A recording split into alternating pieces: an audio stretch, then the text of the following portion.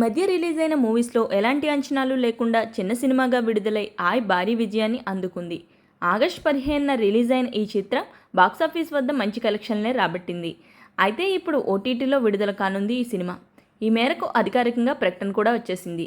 మంచి వినోదంతో కూడిన గోదావరి నేపథ్యంలో సినిమా వచ్చి చాలా రోజులైంది. ఆ గ్యాప్ని తీర్చేసింది.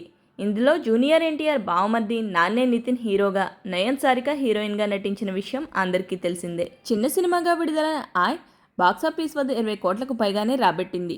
థియేటర్ బిజినెస్ పూర్తి చేసుకున్న ఇప్పుడు ఓటీటీ బాట పట్టింది. ఈ మేరకు నెట్ఫ్లిక్స్ సంస్థ సినిమాను ఓటీటీలో విడుదల చేయనున్నట్లు అధికారికంగా ప్రకటించింది.